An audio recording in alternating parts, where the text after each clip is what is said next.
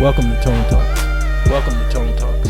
Welcome to Tone Talks. So essentially where we're at today is we had a whole bunch of things that came out in the past week or so, with Trump giving out data about unemployment, with Trump giving out data about Uber and cuts to Medicaid.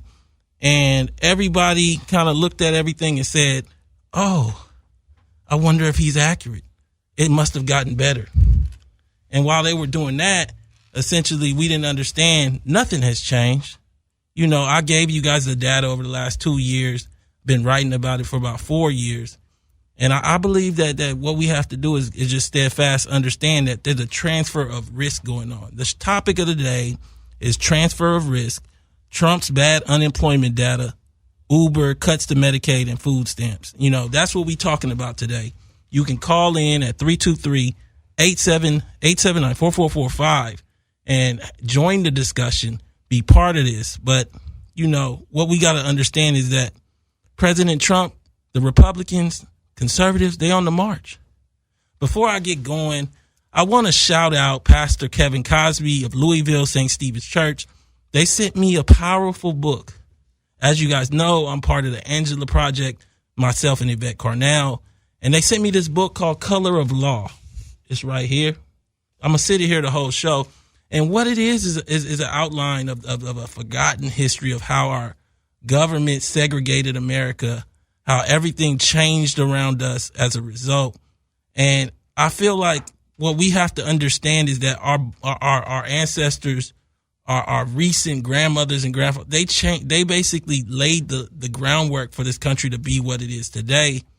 And where we're at is in a place where everybody's trying to act like none of that kind of happened. And people would say, what do you mean by that?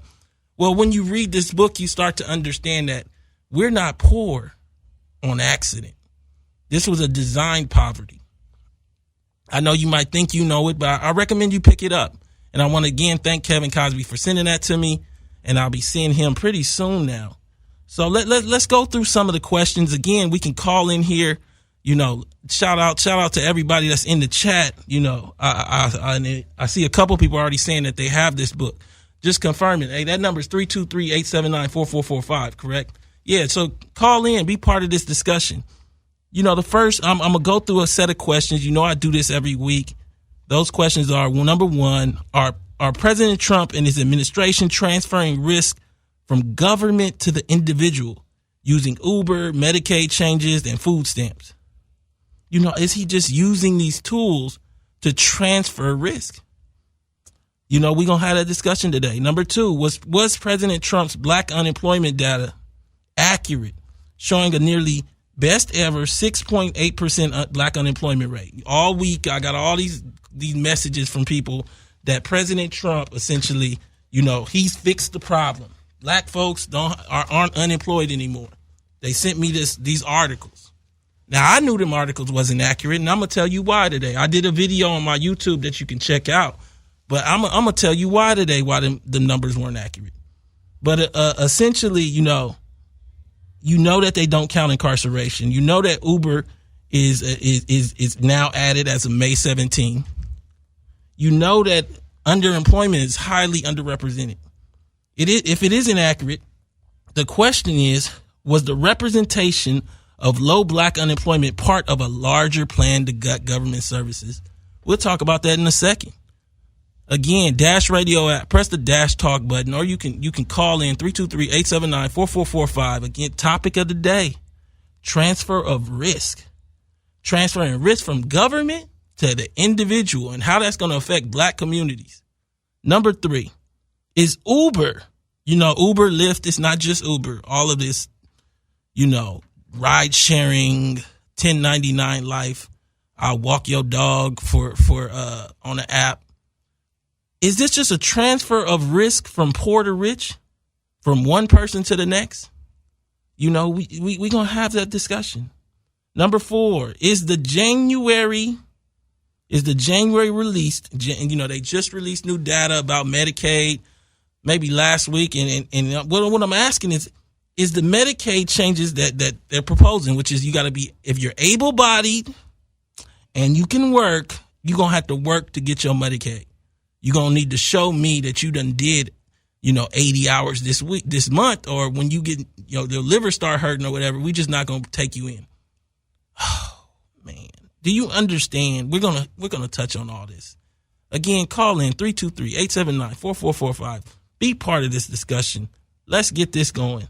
This is a sad state of affairs we got here in America. And for African Americans, we got to be particularly aware of the situation we're facing. Number 5 is the December proposal released by the USDA in a memo to make SNAP and other programs more flexible in administration by the states, a way to gut the programs and transfer responsibility to churches and extended families. You got to understand and get out here and see, it's a trip because we got blue states, we got red states, and we don't understand that in these red states, and those red states are where almost all the black people are.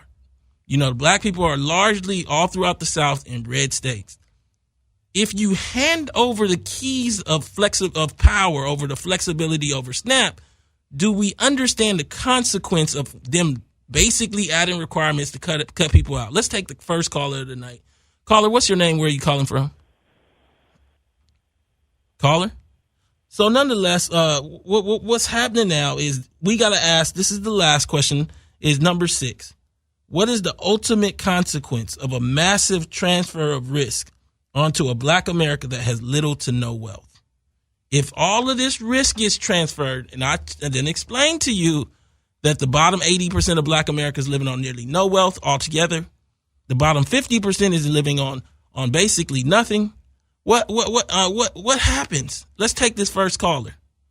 Essentially, so now coming back to it, what we have to ask is what are we going to do as a country, as a people, to answer this? Let's take this first caller. I think we've been having people call back in. It's heated in here. Caller, what's your name? Where are you calling from? Hi, my name is T, and I'm calling from North Carolina. I wanted to kind of touch on what you were speaking about, particularly the Medicaid. I really don't think that African Americans know how serious that is when you say if you do not have a job, you will not be able to cover basic, health insurance coverage. When you talk about how you might be, let's just say 45 years old, unemployed due to, the economic current, and your wisdom teeth, is killing you, and you're having headaches and you can't sleep, and you go to, a dentist and you try to, get your wisdom teeth pulled, the big picture of that is if you're not working and you're unemployed, if you're not paying cash, possibly your services cannot be rendered. If you cannot pay out of pocket, if you're unemployed as an African American. And so it will really affect our community tremendously. And I just think that we need to get serious. Caller, thank you so much for giving us your opinion. The phone lines are lit. I appreciate that. That was a great bit of advice for everyone that's listening. No problem. Let's take the next caller. Caller, what is your name? Where are you calling from? Tone, it's Reggie from Boston. What's happening, brother? Regular caller. What's up, Reg? What's your opinion on this? Yeah, my opinion just kind of echoes yours. We really have to understand that when they talk about transferring administration to the states, just understand historically that states' rights is a cover just for state and local governments to shut out black people. We just have to understand what that means. And as far as the transfer of risk, just as someone who's worked as a 1099, I definitely understand. It's definitely a way of transferring risk in terms of with the 1099, you have to pay for your own health care, your own retirement accounts. It's absolutely a way of transferring risk. But that's all I wanted to say. Love you, Yvette. Y'all keep it going. Thank you so much for calling. So again, the concept here is a concept that looks at. Let's take the next caller. I'm gonna put them on hold. Caller, what's your name? Where are you calling from? Maria from Seattle. All right, Maria, just hold on one second. So I want you to stay on the line with me because I'm gonna ask you a question. So essentially, we're setting this thing up. We're looking at what what President Trump and his administration are doing, whether it be Medicaid, whether it be food stamps. And we had this doesn't start with Trump. We have to look all the way back to the Obama administration and the change of everybody's like the unemployment data is 6.8%. But what they don't understand is as of May of 2017, that's the first time you count Uber as employment.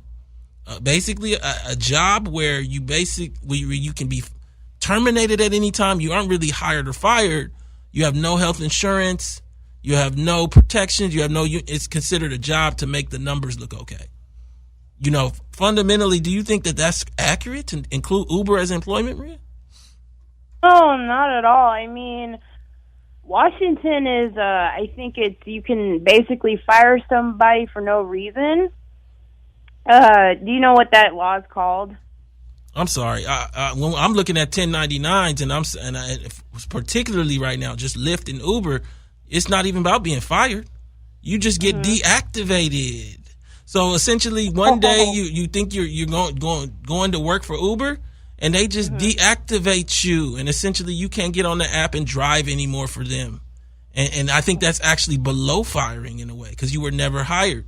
So you don't have any recourse. You can't go to the local board. You can't get unemployment. You can't do any of the things that we fought for as a country for hundreds of years. You know what I'm saying? But let's go. Let's focus on what was your point that you wanted to call in more specifically. Well, actually, I kind of want to talk about the whole discrimination of getting fired for virtually no reason. But honestly, I've been keeping track of this LeVar Ball situation and how he keeps on pushing well, I'm going to build a business, build an empire. And I'm just so sick of this do-for-self mentality that the black community has. And Yvette Carnell talks about that a lot.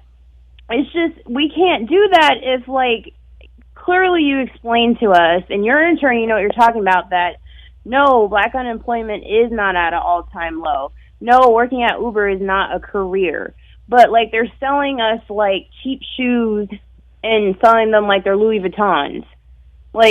We are thinking that our life in America is, living like white people, like the Bill Gates of America even, because we're living vicariously through Jay-Z and Beyonce, LeBron James, and we're hearing all these stories of these great strivers that, graduated college with your family all messed up, but no one talks about the other people in the equation that are just living day to day and how they're just struggling to make ends meet. And if you want to, cut EBT and cut Medicaid, that's pretty much just death.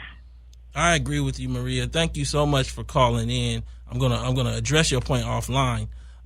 Essentially, what I believe is starting to happen is that America is changing, and Black America didn't get the wealth to protect itself during the time that America was growing. I've shown you guys several charts. I won't be able to show them today. I may pull one up if I decide to re-upload to YouTube. What's happening in a sense is that you got to understand when they say it's historically low, they look back to I believe the 70s. Understand what Black America looked like in the mid 70s, and ask yourself, does it look like that today? You had abundance of factory jobs and people working in Detroit. You had houses being built. You had Black communities blossoming up where there were no communities prior. You had a sort of gentrification where Black people took over communities from white people. And you have to ask yourself, do you see that today? And I honestly say that instead what we see is we see the UN go to Alabama, the Black Belt, and show that there's essentially poverty that is the worst in the first world. So people in the Black Belt of Alabama today live in a situation similar to the third world. We don't have 6.8% unemployment, and I'll break that down in a second. Let me bring the caller in. The lines are lit. Can you hear me now? Yeah, I hear you. Let me finish this point now. I want you to chime in. So let me explain to you guys why this unemployment data doesn't make much sense. There's three things that I essentially look at. One is the inclusion of Uber, which is really not a job. It isn't a job by any sense of the word. You're driving your own car and you don't work for Uber. You basically work for yourself, quote unquote, as they need you, and they can deactivate you at any time. That has no business in the employment data. And that's the reason it wasn't in the employment data until May of 2017. The second is they don't include incarcerated. So essentially, you look back to the 70s, we didn't have this level of incarceration. So now with this level of incarceration, particularly of young Black males, if you have 7 to 8% of working age Black males behind bars, making $0, if not a quarter, fighting fires or something else. Kamala Harris used to have here that when she was Attorney General, had black men and Latino men fighting fires as prisoners for a quarter or $1 an hour. You don't include that in the wages earned. If you don't include that, and then you have another 7% that are on probation. So you have a group where 14% are between probation and behind bars. You got to include that in the data, but they don't. They just give you the 6% number based on as things as if it's all functional. And the last group, is the underemployed, the people who have left the market, the people who have become basically disheartened with all of the applications that got turned away. You go ahead, give me your point on everything. That's funny you actually say that, because I called to actually comment on the underemployment, because we like to run with this 6.8% unemployment rate. But when you consider everything, like you just said, we're incarceration, but also a big thing that I see in my community, especially out here in New York, is when you have underemployment. So you have people with 4-year undergrad degrees or even a master's degree, and they're working for $30,000 a year, $40,000 a year. And when you live in such a high cost of living area, which a lot of black people live in, it's tough to get by. So even if you want to say your salary or maybe you're hourly making a decent amount of money, by the time you come back and factor in rent and the major costs to live in that area. Student loans. Yeah, student loans is killing a lot of people. And I think a solution, I'm going to touch on this real quick and then get off the phone. But what I see is a lot of kids, they just come back home and they live with parents indefinitely until something happens. And it's like you graduate at 22 and you're not leaving the house until 32. And let me say this. This is not just a black phenomenon in that sense. America has changed substantially. And black America has to understand that, from parents to children, that fundamentally wealth is not made through labor anymore. I don't know how else to say it to you. The interesting point about what you just said about students and about wages and everything is that a piece of data came out just today. And what it showed is that black college grads are actually defaulting at a much higher rate than white college dropouts. And what that's a reflection of, for those people that they didn't explain it, is the wealth that's within whiteness, particularly white people that go to college that are likely from the top 30% of white America, which means those families are worth over $400,000, over $500,000, upwards to millions of dollars, versus sending your kid to college with literally no college savings and saying they got a full scholarship. And I think for us, when we come back to this, we're seeing the system transfer that risk more and more to us individually. And I don't know if we're standing up to the call. Caller, is there any last thing you want to say to the audience? Not at all. I appreciate your work, Tone. I read that article about colleges, and I want people to definitely read that for themselves so they really know what's going on. Keep doing your thing. I support you 100%. Make sure you pick up The Color of Law, the book that's on the table here. Definitely. So we're walking through this thing. I want you to make sure to go to 323-879-4445. Call in, join the discussion. Go to Dash Radio, press the Dash Talk app, or you can go to my YouTube. Please, if you're in the YouTube, use the super chat, support the show, or go to tonetalks.org. We're basically trying to do this week in, week out. Make sure we cover the topics that you need to have covered, and we get the discussion going. So we come back to this Uber, and we ask the question: is Uber just a transfer of risk from poor to rich? What do I mean? So essentially, I don't think we understand that Uber is about taking someone out of their house at 2 a.m. I'll never forget, my pops always said, anybody you see driving around at 3 a.m., this is before Uber, probably is doing something wrong. That's not true anymore. It could be somebody trying to find work. Let me bring in a caller before I make that point. Okay. So essentially, coming back to it, you don't want to drive your car and get in an accident. You don't want to drive your car in a high-risk, high-traffic accident, traffic ticket area, so you then pay somebody $5 that's highly vulnerable to do it for you. Now, I don't think we understand that that's a problem. That's not a good thing. It's not healthy to be driving your car, your own car, into an area where people are at bars and cops are staking out to give tickets in the hopes of making $9 or $12 or whatever it is. It is a transfer of risk, just like I'm saying here. And I think that for a lot of us, that's hard to digest. And I also think that when we look at this thing, we're seeing this transfer go on from government to individual, from rich to poor, and we got to stand up or we're going to be left holding the bag. What I want to do now is I think I want to go to a break. I want to come back. Make sure you go to 323-879-4445 when we call back to join the discussion. Thank you. Dash Radio, press dash talk.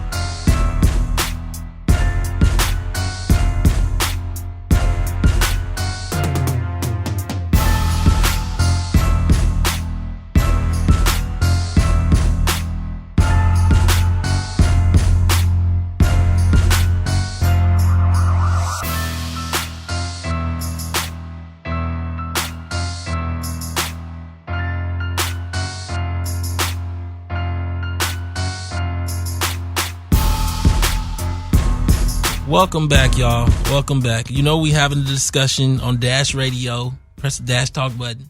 Or you can go to YouTube, press Tone Talks. And we having a discussion about this transfer of risk. You know, I see the reason that Trump trumpeted these numbers isn't a good thing for black folk. These 6.8% unemployment. He wants to say we don't need services.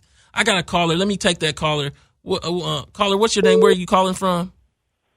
My name's Dwayne. I'm calling from the Midwest. Oh, man. Thank you so much for calling in. What's your opinion on all this? Well, my opinion on all of this is I think what we're looking at is I think you've been so on. And it's something in your back. Hello? Yeah. I'm sorry. Can you hear me? Yeah, I hear you now. Okay. Well, there's something that you brought up that's very, very, very unique about this situation. And that's the fact that those numbers are window dressed. Because when you look at the numbers, most of the time, most of us, we look at numbers, think of in terms of employment, we think of income coming in. But when they produce those numbers as GDP or GNP, gross national product. So they're looking at the production. So if you're not counting the labor, you're still getting the production, even though you're not counting the labor.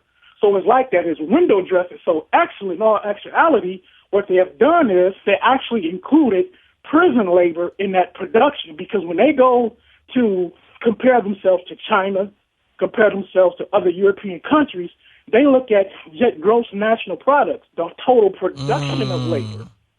They're looking at production. We look at numbers as unemployment, but they're looking at the production. By not including those numbers, you're still included in the prison population is still included in the production. Man, and that's a good point. I think that we need to take a look at. Thanks so much for calling in, caller. I got another caller on the line. Caller, what's your name? Where are you calling from? China. Hello, you got to turn your background music down. They look at gross Hello? national product. Hello? You got to turn your background music down, bro. Hold on one second. For all the callers, when you call in, try to have your background music turned down. It makes the show go smoother because it gives a little feedback. But thank you so much for calling in the Tone Talks and taking your Friday to listen. What's your opinion on this whole topic? So my opinion on the whole topic is, Tony, speaking of black unemployment, So we just saw. First of all, my name is Charles Harris from San Diego. We just saw at CES 2018. I don't know if you saw it. It's a technology show, but I'm gonna just let you know right now that this Uber thing is about to be over. The Uber and Lyft thing is about to be over. They're not playing with these autonomous cars. I don't think we understand that GM just said in 2019 they shipping autonomous cars and doing the ride service. So that means these jobs that's it. Yeah, but let me add to that. This isn't just something that Uber drivers need to worry about. I'm not saying you're saying that. We talking about bus drivers, truck drivers. We talking about a lot of jobs that are normal for like Americans, black, white, Latino, all of us. And I don't think everybody's really grasping that what happens when there isn't work and they're making you have to work to get Medicaid. Bringing me into my other point, which is just last week they released new information. I'm gonna let you chime in as well, where they're talking about changing Medicaid, which is like medical services for the poor, and they're gonna add an able-bodied work requirement to get Medicaid. So what happens if you can't find work, but they need you to work to get Medicaid? They just gonna let you die? We got to ask these questions. Show me the fine print. Let me read a small section. On Thursday, the Centers for Medicare and Medicaid Services, which is part of the Department of Health and Human Services, issued new guidelines for states that want some adults to work in exchange for the health insurance coverage. Under the rules, states can require Medicaid beneficiaries to work, volunteer, or participate in job training. What's your thoughts on that? So see, that's the thing. So what if I think we don't understand. A lot of the people who can't work, it's not because they don't want to work. It's like they really have medical conditions, so they might have a mental health issue, and they just can't work. You know, their knee might just be bad, and they can't work. They can't work for Jeff Bezos, working as a slave, trying to just move boxes back and forth. It might just hurt their knee, and I don't think we consider a lot of the things that go into like the decision to take away Medicaid from people who either can't get work or really just can't work, but you're trying to call them able-bodied. Let me throw another monkey wrench into your thing. Actually, let me call it grease, because it's not a monkey wrench. It's actually grease. Make your wheel run smoother. My family already worked. My ancestors were slaves and they built this place. I want health coverage. My ancestors were slaves and they built this place, and I want free education. I don't think we understand that there's a debt owed to us, a debt that we should have been calling on for decades, and that apolitical black politics has led to us shutting down. The idea, that's what white wealth is built on, the whole reality that they've already worked. Not saying that you can't continue work, but you can't make basic, like, first world parts of living based on my working today. No, you got to give me that regardless. You got to give me health coverage regardless. Caller, you want to say anything, last thing to the audience? No, I want to say you're absolutely right. And I think the fact that the United States doesn't have universal health care should be a cause for concern for people to start saying that's a red flag. This is the richest country in the world, and I think we're owed that regardless, especially descendants of slaves. Thank you so much. I think we got another caller. I'm gonna take this next caller. Caller, what's your name? Where are you calling from? Hello, caller. What's your name? Where are you calling from? Nonetheless, this is Maria again. Hey, what's up, Maria? I'm sorry, I'm calling so much. I just listened to the guy that was talking about having mental. Wait, hello? Yeah, I'm here. We're listening. Okay. I was just listening to the guy that was saying that you don't know why a person doesn't work because like they have a mental health problem or a physical one, and then it cut off right when you were saying, well, my ancestors worked. I noticed in universities and community colleges, a lot of the students there are African. And a lot of them are from different countries, and they're getting financial aid. And I was always wondering that black people should go to school for free. Yeah, I agree with that. Descendants of funny American how slaves should get school free. You won't get any fight on that with me. Maria, the only thing I will say is I want to stay focused on the topic and kind of move it down the line. I hope I got to go through some more questions. I appreciate you calling back, but you are accurate. School should be free. So essentially, let me keep going, and I want to make sure that we get all the topics in. Call 323-879-4445. Be part of the discussion. I want to hear from you, new callers, old callers. Thank you so much for all the supportive people who spend their Friday nights listening to this show. I know it's late on the East Coast, and we're just having this discussion that needs to be had. Are they transferring all the risk to individuals? Do you know what it looks like when they change Medicare benefits to require work, and your Uncle Ray, who decided to not do 80 hours, because they said 80 hours, he just worked 70 this month, 70, and then they say, well, you don't have Medicaid no more. And now let's say something happens where he's hit by a car or something else, and they say he don't have Medicaid. Well, he's coming to you to ask for you to help him pay to be healthy again. Do you have the wealth? Do you know what it looks like when they change, as I go into the next thing, which is they're talking about changing the food stamp requirements to SNAP. They're talking about, okay, so they have a proposal that came out December. They released a memo to make SNAP and other programs more flexible for the states. Flexible. You know what that means? That means they're giving states, particularly red states where all the black folks are, Louisiana, Alabama, Mississippi, Georgia, the ability to add stringent requirements to food stamps, where basically if you're not dirt poor, you don't get this. And then for those people that are out there that are saying, well, that's good, just know, be prepared if you end up in a food desert because they closed the local store for you.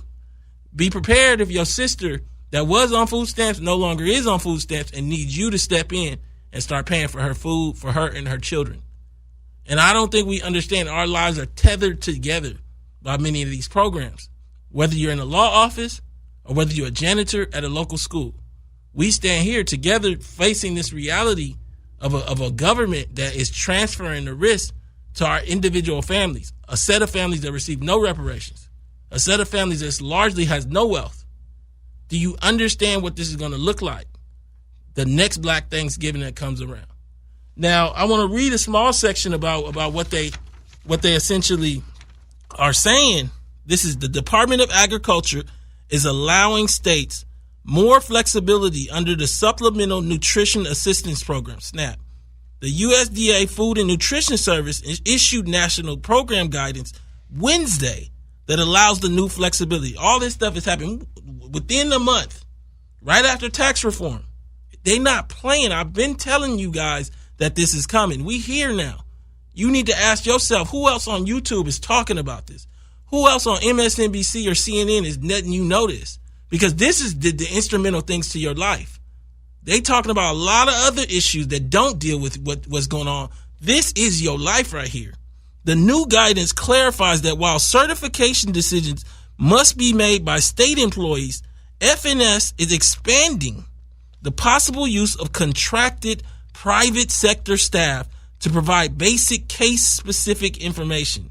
Previous guidance restricted state contractor staff to a much more limited set of activities. They about to let private contractors go out and figure out and follow you and figure out whether you need food stamps and cut you off. Do you understand what this is going to look like? They might have investigators. They might have people who show up and really go through your trash that you put out. You never know. This is all, they bought a pair of shoes. They don't need no food stamps. You don't know where this is going. And so, we start looking at this thing, and the USDA says that the new policy maximizes flexibility within the law related to the SNAP certification process. This is crazy. Let's take the next caller. Caller, what is your name? Where are you calling from? Hello? Yeah, caller, what's your name? Where are you calling from? Oh, Terry from L.A. Oh, Terry, thank you so much for calling in. I love when I get my L.A. people. Yeah. Thank you. You want to give your opinion on this? Yeah, I wanted to say that I think that the main reason for this, all this with the new work restrictions, or is just to cut these programs, because Agreed. I'm sorry, I'm so nervous. Don't be nervous. All right. One of the main reasons why the unemployment numbers are so low is because they don't count people who stop looking for work. Mm-hmm. In general, even the regular, the general unemployment numbers, that's why they're like that. So I think even here in LA, I've had family members that have had Medicaid and food stamps. And yes, they have to look for work, but they don't take away the benefits when they can't find work. And that's because there's not enough work to go around. See, and also you said what? You have family in California, correct? Yes. Understand, this is a blue state. We don't know what a red state might do. If you don't find work, then we're going to cut that thing out. And that's more than possible. And I don't think that we understand. We have no buffer if that happens. What are you going to do if effectively your baby sister needs money for food and you don't have it? Like, this is a sad state of affairs. Anything else you want to say to the audience? Nope, that's it. Thank you so much for calling. I got another caller. Caller, what's your name? Where are you calling from? Hey, this is Doug in Atlanta. How you doing? Doug, thank you so much for calling in from the ATL. Hey, so just to chime in on the topic, you're so spot on with folks not knowing what the tax plan is going to do with these changes to Medicare and Medicaid. You have to have jobs, because I just really don't think people realize that there are literally places where black folks can't get jobs. And not like they can't get jobs as in, oh, I don't want to work at McDonald's or Walmart. But literally where McDonald's and Walmart is like, no, we ain't hiring you, or we don't need you. So those folks are just out of luck. And it's interesting, Doug, you know what's interesting? This ties into so many things. It ties into immigration, whether we want to touch the topic or not. It ties into, we have an abundance of low-skilled labor here that already can't work. So why do we need more? It ties into a legacy of having a lack of wealth because wealth was stolen from us. I recommend to you, as I recommended to several callers, The Color of Law, the book. Essentially, in this book, it's a forgotten history of how our government segregated America and created a wealth advantage for white folks, where their money grows and our money shrinks. Right. You want to continue with your point? I apologize if I cut you off. Yeah, no problem. So to just finish it off, also folks don't realize, with prison labor, when you have inmates that are working for jobs, basically doing stuff for free or doing stuff for pennies on the dollar, whether it's a corporate job like, getting, picking produce for Whole Foods or making garments for Victoria's Secret, or it's, a state sanctioned job where you have prisoners that are fighting forest fires. That's failure of government. And that's not creation of jobs, because that means people that would get paid good wages to do those things aren't getting paid. They're not getting paid minimum wage, let alone a livable wage for that.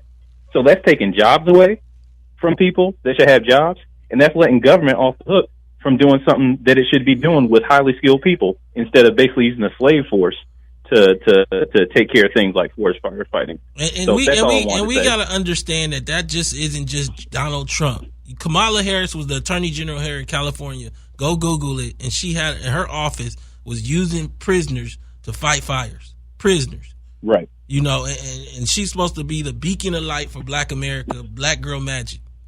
So I think I got another caller. Thank you so much for calling in. Let me take this next caller. Caller, what is your name? Where are you calling from?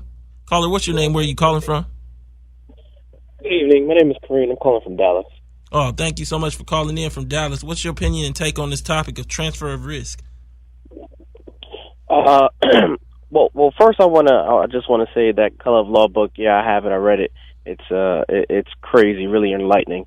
But yes, this whole big transfer of risk and everything that they're doing in terms of cutting all these services, I think, and it blows my mind, because even people still, they just don't get it.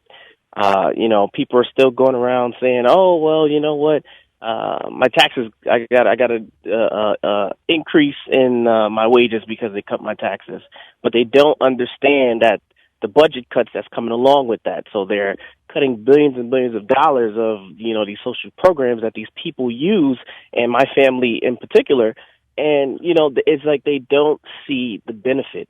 And my main thing with this, it gets very, very frustrating because you try to tell people and you try to show them, like I have literally, told my whole family about you, Yvette Carnell, try to put them on with your show. And it's like people, it's like they just don't want to hear it. And I'm like, you know what? Maybe it needs to get bad for people to realize, like, hey, I got to do something. I can't continue to be apolitical. Yeah. And when I look back at history, and a lot of my my grandparents, they tell me of how it was back in the 40s and the 50s and the 60s. And when you think about it, it's like you even regardless if you were rich and, well, you probably weren't rich, but even if you were a successful black, it didn't matter because you were just black. So you were treated as such. There wasn't no division. And now I think we have so much division where, okay, you have these billionaires, then you have the millionaires, then you have the thousandaires, and everything is so separate. People are living different lifestyles. So they don't want, in their mind, they're like, well, I don't really have to do anything because I'm fine. But, if all this stuff goes through and if people literally have... Let me chime in on a couple points there. Look, two things to the audience. There's about 20 million black families. I did a piece with Matt Brunig, shared it. You can go Google it. What I show is that there might be 200,000 black families with more than $1 million in assets. That's it. And they all old boomers, and they just at like 1.1, 1.2. We don't have a wealth class. I don't care how many Steph Currys and LeBron Jameses they show. We don't have a wealth class. We're largely a working poor group. And for the working age people, we're largely a debtor group, in debt to make the salary we make. We got that debt from school and credit cards while going to school. It wasn't just we went out and just bought tennis shoes.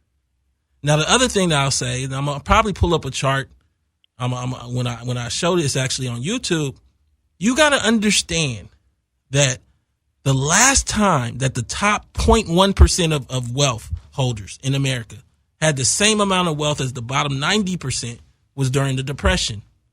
Our entire adult life, if you look at the chart I'm going to be pulling up, what it shows is that there was a wide spread where the bottom 90 had like 35 and 37% of the wealth. And the top 0.1 had like 8 or 9% of the wealth. We're now both sharing about 23% of the wealth. What that means is that the top 0.1% is eating dreams, all of them. And we're going to have to digest the reality that there's going to be a concentration in who gets chances, and that concentration is largely in the upper echelon of white America. Now, the solution to that is black politics. It ain't nothing individual. And I don't think our generation of black Americans is ready to deal with that because we're living in another time. And in fact, if you're looking at the chart, we're living in the middle where the middle where the bottom 90 had a lot more wealth. And that's not today. You can't live in yesterday. You got to live in today. You're 100% right. And, I know that, and you know that, and the listeners know that, but a lot of people don't know that. And I 100% know, like, hey, there's only a few 100,000 people who are worth more than $150,000. But it's with this whole entertainment and social media and the way that the powers that be just put these black faces in these positions to make it appear as if we've arrived. People are just eating this stuff up, and unfortunately, it's really, really just killing us because people are living a life and they thinking something that we're successful when in fact we're actually dying slowly. I actually would argue against the slowly part. I thank you so much for calling in.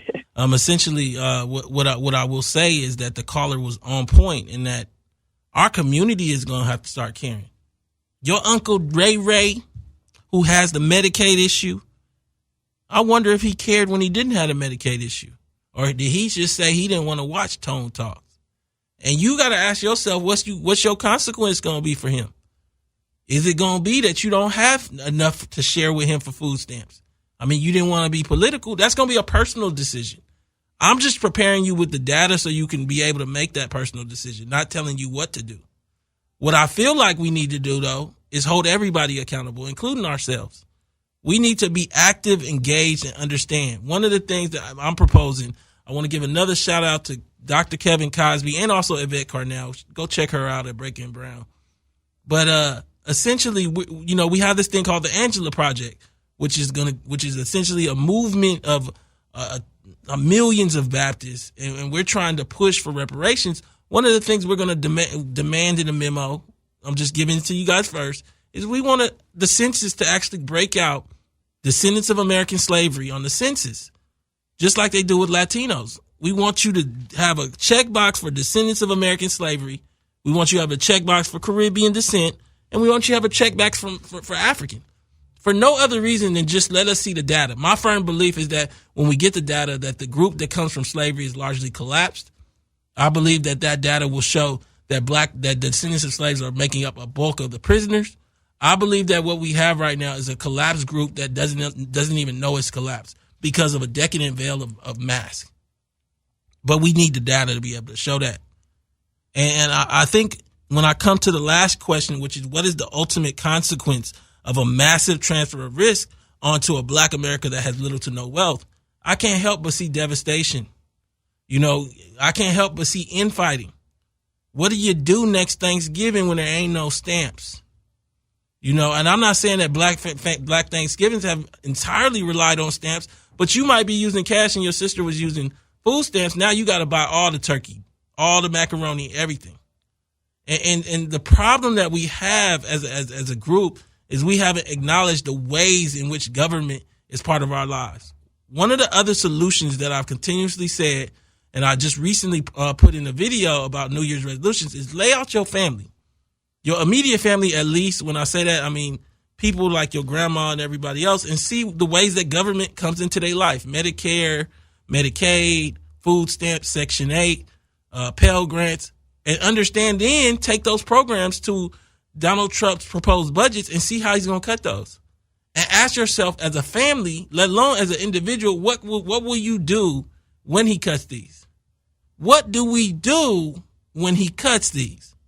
You need to start being an adult in a whole nother way. All the words to Future song. Do you know all the answers to what you do when he cuts those programs? And we got to start being the kind of adults that at 38 aren't listening to the same music that we was listening to at 22. That we're sitting down and planning out as best as we can for the realities of our future. This is the solution. And if the consequence, if we don't do it, is that we may be summarily locked out for decades, if not generations. I look at these topics. I come with them every day. Please use the super chat on the YouTube. And I really do this just to essentially share the information with the greater Black America that's not getting this exposure. The purpose of this YouTube thing, the purpose of Dash Radio is to get this information out so that people can start preparing their lives. Because I don't want to see a bunch of depressed Black people when they aren't able to become an architect. I told you there's occupational segregation in America. We're represented in 13 professions to our percentage of the population. So you just setting dreams based on random ideas, that's over. You're going to have to start looking at the reality of situations. There is no Wakanda in African American life. There is no Black Panther going to save you. The thing that you need to take part in is government. Is Black politics. You got to stop looking at fantasies and start putting that real down. And I come back to the topic of the show, which is a transfer of risk. I feel in so many ways what we're starting to see is that government is trying to shift everything to the individual. Now that works for the top 20% of white folks, at least in the short term, but it don't work for Black America at all. How many of y'all can really pay for one tooth? In America, one tooth is like $1,200 if you got to get a crown. How many of y'all could pay for that tonight? I know by the data, not many of y'all. I know that's a stretch for many of y'all. So if you think a tooth costs that much, how much you think the rest of your body is worth? What happens if they kick somebody off of Medicaid or off of food stamps? And I really want to say, I always appreciate you guys tuning in. Please go to tonetalks.org to subscribe and donate. But the important thing is for us to keep this dialogue going and become aware of everything around us. Thank you so much for calling in. This is Tone Talks. Tone Talks out.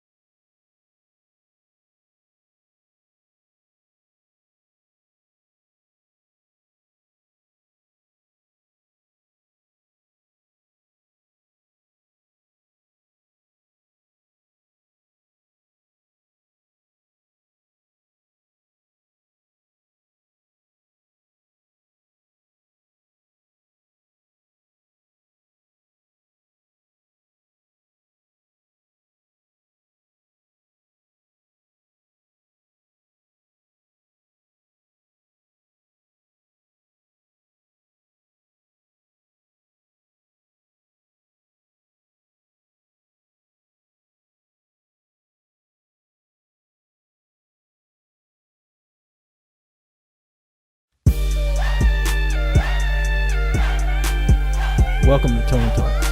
Welcome to Tone